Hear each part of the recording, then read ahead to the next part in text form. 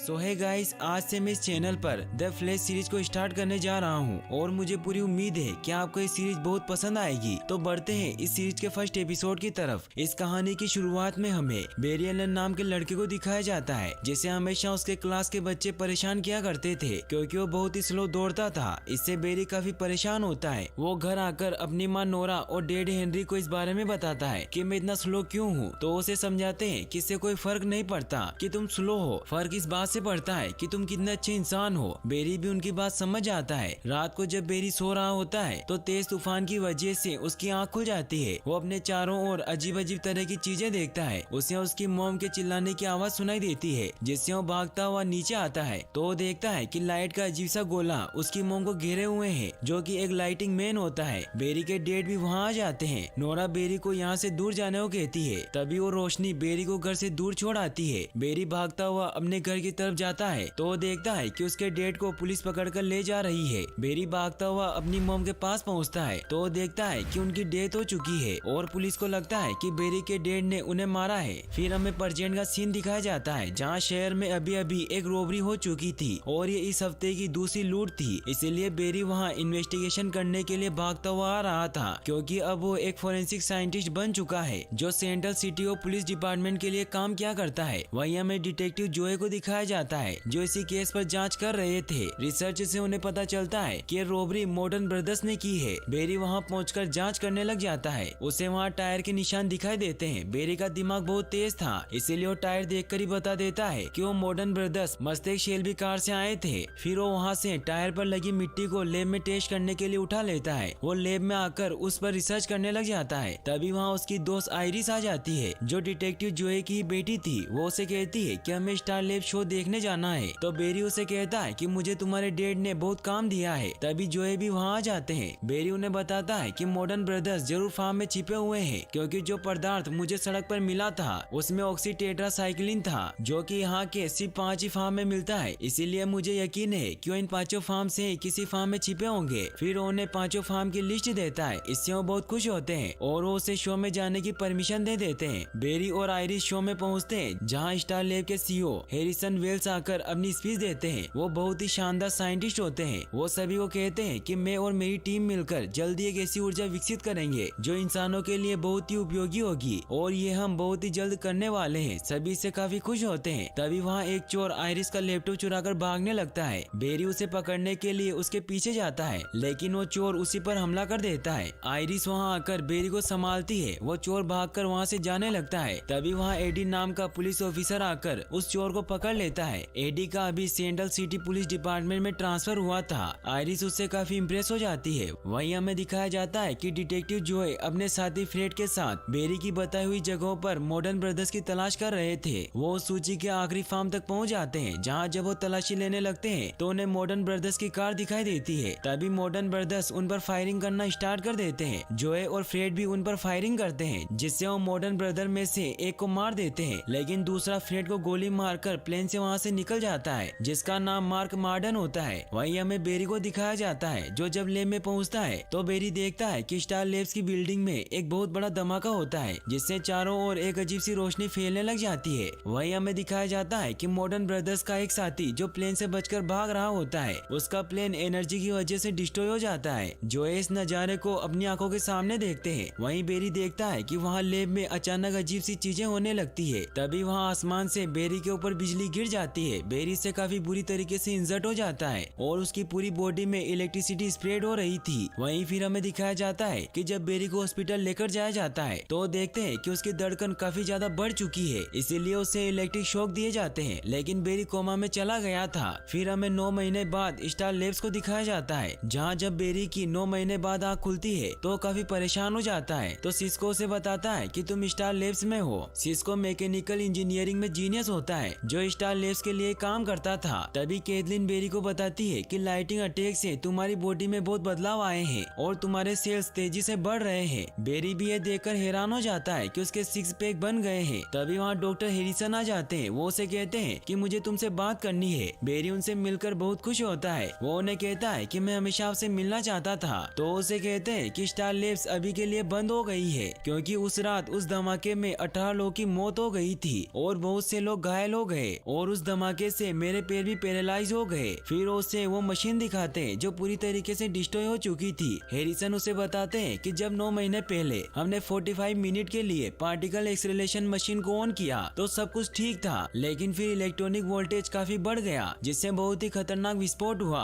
और वो ऊर्जा आसमान में चली गई जिससे स्टॉर्म क्लाउड का निर्माण हुआ और वही बिजली तुम पर आकर गिरी। बेरी इससे काफी सैड हो जाता है तो उसे बताते हैं कि जब तुम्हें हॉस्पिटल लेकर जाया गया तो वहाँ लाइट नहीं थी और डॉक्टर तुम्हारी बॉडी में हुए चेंजेस को समझ नहीं पा रहे थे क्योंकि तुम्हारा दिल बहुत तेजी से धड़क रहा था। फिर मैं तुम्हें यहाँ ले आया। आयरिस अक्सर तुमसे मिलने आया करती थी। ये सुनकर बेरी आयरिस से मिलने के लिए जाने लगता है। वो सब उसे रोकते हैं कि तुम्हारा अभी बहुत से टेस्ट करने बाकी है, लेकिन बेरी उन्हें कहता है कि मैं ठीक हूँ। ये कहकर वो आयरिस से मिलने के लिए उसके कैफे में जाता है। आयरिस बेरी को देखकर बहुत खुश होती है। बेरी उसे कहता है कि मैं बिल्कुल ठीक हूँ। तभी वहाँ बेरी नोटिस करता है कि वो बहुत फास्ट हो गया है जिसकी वजह से उसे हर चीजें स्लो मोशन में दिखाई देने लगी है। बेरी को कुछ समझ नहीं आता। वहीं फिर हमें मार्क मार्डन को दिखाया जाता है जो बैंक में रॉबरी करने के लिए आता है। इसका मतलब ये होता है कि वो उस रात प्लेन क्रैश में बच गया था और उस एनर्जी की वजह से उसमें वेदर को कंट्रोल करने की पावर आ गई थी। वो वहाँ अपनी वेदर की पावर से अटैक कर देता है। वहीं बेरी जोए से मिलता है। सब उसे ठीक देखकर बहुत खुश होते हैं। तभी उन्हें इन्फॉर्मेशन मिलती है कि सिटी बैंक में रॉबरी हो गई है, इसीलिए वहाँ जाने के लिए निकलते हैं। तभी वहाँ बेरी देखता है कि एक कैदी गन से पुलिस ऑफिसर पर अटैक करने वाला है तो बहुत फास्ट उस कैदी को नीचे गिरा देता है। बेरी अपने अंदर ये सब पावर देखकर काफी परेशान हो जाता है। जब वो बाहर आता है तो बहुत फास्ट रन करता है जिससे वो समझ जाता है कि उसके अंदर सुपर पावर आ गई है। इससे वो बहुत खुश होता है, लेकिन वो एक कार से जाकर टकरा जाता है। फिर वो स्टार लैब में हैरिसन को इस बारे में बताने जाता है तो फिर वो सब उसका स्पीड टेस्ट लेते हैं। बेरी जैसे ही दौड़ता है तो उसकी स्पीड देखकर हैरान रह जाते हैं क्योंकि उसकी स्पीड काफी ज्यादा होती है। बेरी को भी काफी मजा आ रहा होता है कि तभी उसे अपनी मॉम के विजन्स आने लग जाते हैं जब उस रोशनी ने उसकी मॉम की जान ले ली थी। इन सब की वजह से वो सामने रखे ड्रम से टकरा जाता है जिससे उसके हाथ की हड्डी टूट जाती है। बेरी को जब वापस लैब में लाया जाता है तो कैथलीन उसे बताती है कि टकराने की वजह से तुम्हारे हाथ की हड्डी टूट गई थी, लेकिन तुम्हारा हाथ कुछ ही घंटों में वापस सही हो गया।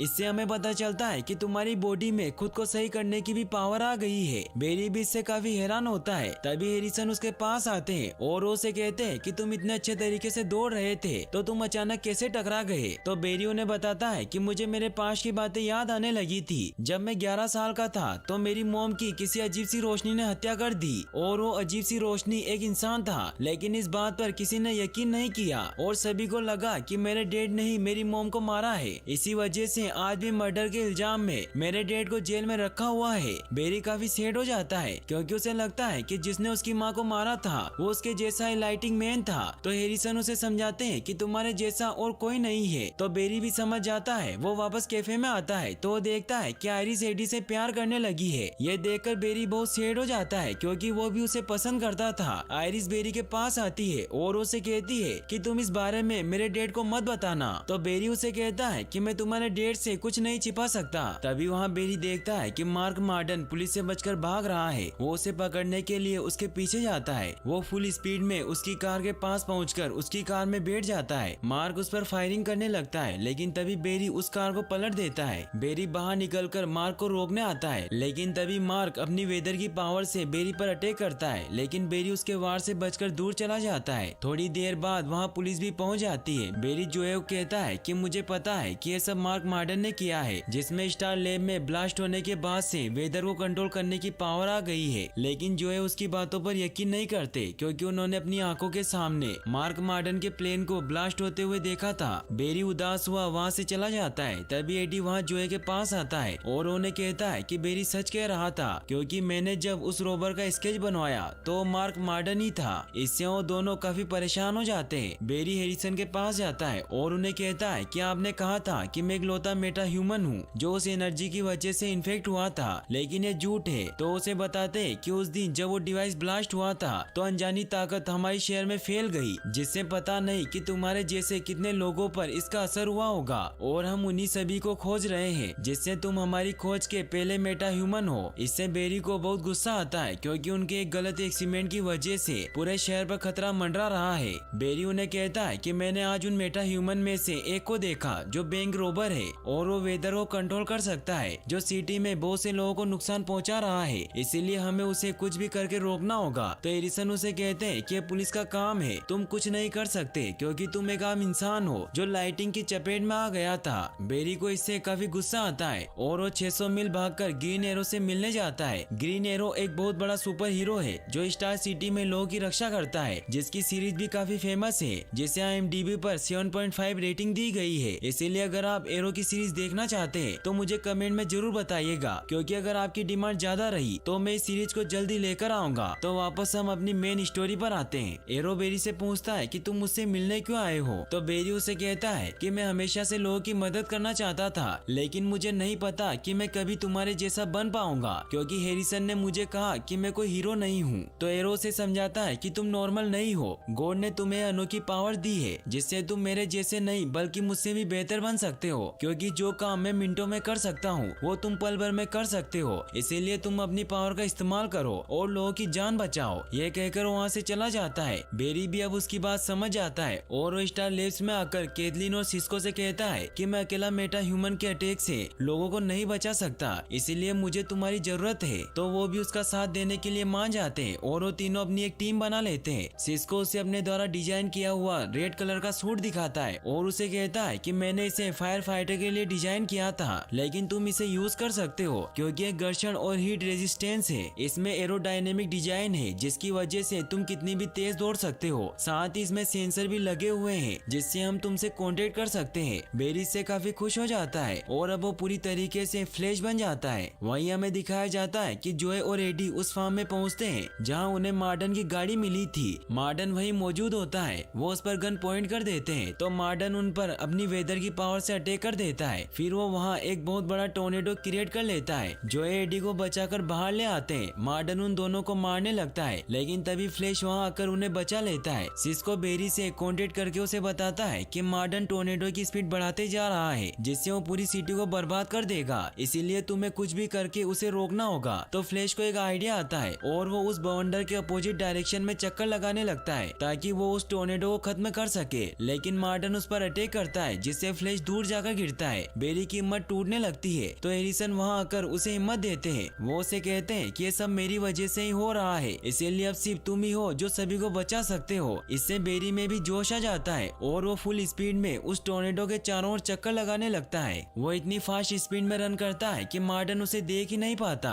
देखते ही देखते बेरी की स्पीड इतनी ज्यादा बढ़ जाती है कि वो उस टोर्नेडो को पूरी तरीके से खत्म कर देता है, लेकिन मार्डन अभी भी जिंदा होता है और वो बेरी पर गन पॉइंट कर देता है। लेकिन तभी जोए वहाँ आकर मार्डन को गोली मार देते हैं। बेरी की पूरी टीम इससे बहुत खुश होती है। अगले दिन जोए बेरी से माफी मांगते हैं कि मैंने तुम्हारी बातों पर विश्वास नहीं किया और अब उन्हें भी लगने लगता है कि तुम्हारे पिता निर्दोष थे, उन्होंने तुम्हारी मॉम को नहीं मारा। जोए उसे कहते हैं कि तुम्हें मुझसे प्रॉमिस करना होगा कि तुम आयरिस को अपनी शक्तियों के बारे में नहीं बताओगे। तो बेरी उनसे प्रॉमिस करता है। फिर हमें दिखाया जाता है कि बेरी अपने डैड से मिलने के लिए जेल में जाता है, जहाँ उन्हें कहता है कि मैं जानता हूँ कि आप निर्दोष हैं और मैं एक न एक दिन ये साबित करके रहूंगा। फिर हमें दिखाया जाता है कि बेरी अब सिटी के लोगों को बचाने लग जाता है और सभी उसे फ्लैश नाम के सुपर हीरो से जानने लगे थे। फिर हमें एपिसोड के एंड में हैरिसन को दिखाया जाता है जो स्टार लैब के एक सीक्रेट रूम में जाते हैं, जहाँ वो अपने पैरों पर खड़ा हो जाता है और फ्यूचर का न्यूज़पेपर देखता है जो 25 अप्रैल 2024 का होता है, जिसमें उस दिन ये खबर छपी हुई थी कि फ्लैश इस दुनिया से गायब हो चुका है। इसी सस्पेंस के साथ एपिसोड फर्स्ट एंड हो जाता है। और अगर आप फ्लैश का दूसरा एपिसोड देखना चाहते हैं तो कमेंट में जरूर बताएं और वीडियो को लाइक और चैनल को सब्सक्राइब करने के लिए आपका तहे दिल से शुक्रिया। Thanks for watching.